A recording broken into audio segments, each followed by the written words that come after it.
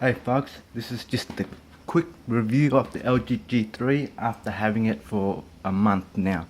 I actually bought this phone for my mum as a Christmas present, the same as the LG G2. But I'll tell you, if it's worth jumping from the LG G2 to get the LG G3, if it's worth the buy. Now, we're not going to talk about this, we're going to talk about the G3 today. It's with all the hype that it's been surrounding about this phone and hearing everyone's review and like how can I say it, the only way to know, you have to actually like know it for yourself. So when I put this phone, this is the 16 gig version that comes with a 2 gig RAM. I didn't know that there was two types of versions, where if you buy the 16 gig comes with 2 gig RAM, if you buy the 32 gig it comes with 3 gig RAM.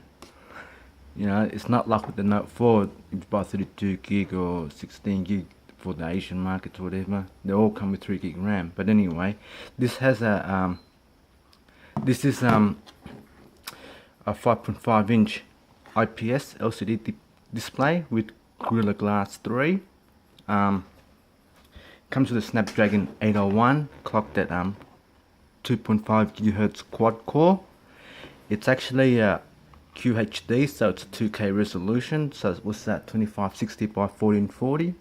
It's got I think it's 530 something pixel per inch, but don't correct me. But you know, I'm still new to this. But all in all, the front, it's got the sensors at the front here. You got your what do you call it? Your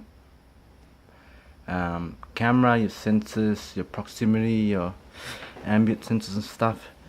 You got nothing on the bottom besides on-screen key with the home, back and recent button. My mum's actually set it up like this because she used to do the Samsung devices.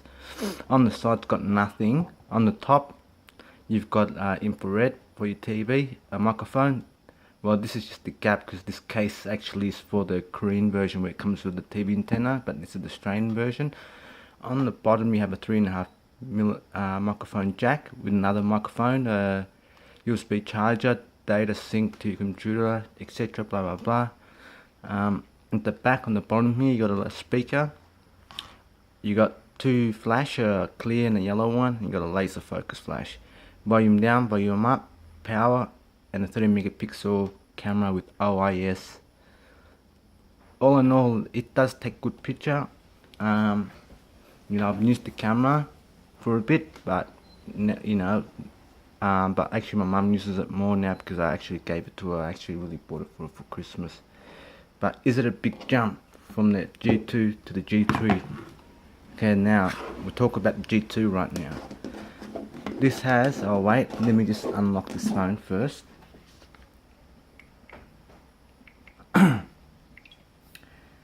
Now, what can I say with the G2?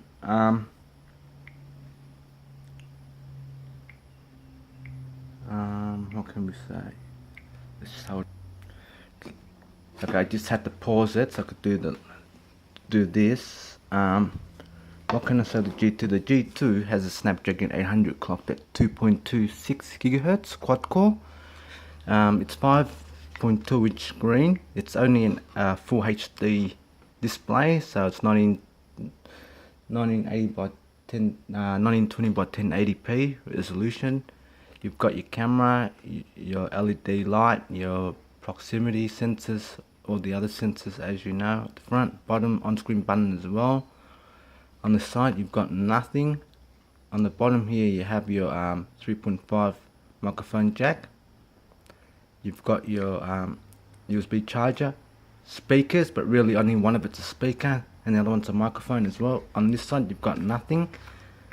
On the top you have another microphone and infrared blaster. On the back you have a one flash 30 megapixel OIS, volume up, down and power with the LED flash at the back as well.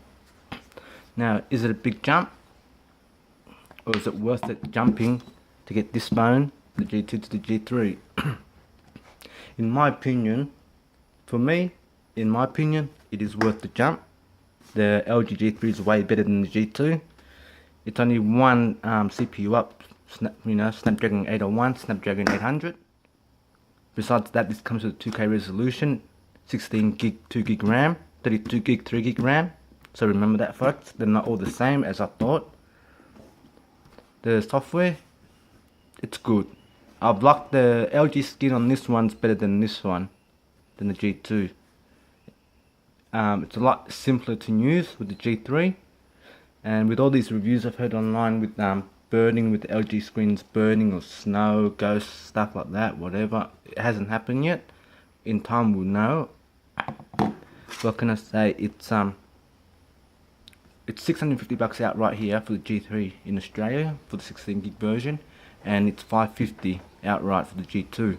It's probably gone down now. It's probably about 450, 500. You know, I'm not too sure. It's been a while, but for me, it is a good jump. It's a way better phone than the G2. They've done good at whatever they put in this phone. It came over to this phone. It's worth the buy. I hope that's helped you, made your mind. All I can really say is, yes, it's got a 2K resolution, Snapdragon 801. You know, it's the first phone to come out with a 2K resolution Quad HD screen. They've done good. It's been working fine for me when I've tested it. My mum reckons there's nothing wrong with it at all. With this one, she goes, this one's got some camera issues now. Sometimes she tries to record video cameras, it won't work. It keeps on saying you can't record when the talk function is on or something like that. I'm not too sure. I haven't seen that for myself, but I will try to figure that out for my mum. It is a big jump. It's worth the buy. Of course, newer phones are always better than the last generation models. This phone, if you get this one, I reckon you keep it for at least 2 years before you want to update to the G5. Yeah, the G4 might come out a bit better. Not much better, just faster. That's it. But this phone will hold you for a good 2 years before you can upgrade your phone. It's worth the buy. I hope this has helped you, and you know, this is just a little review from a normal person that buys phones with his own money, and it's worth the jump. Okay guys, please, if you like it, hit me a thumbs up. Thanks guys.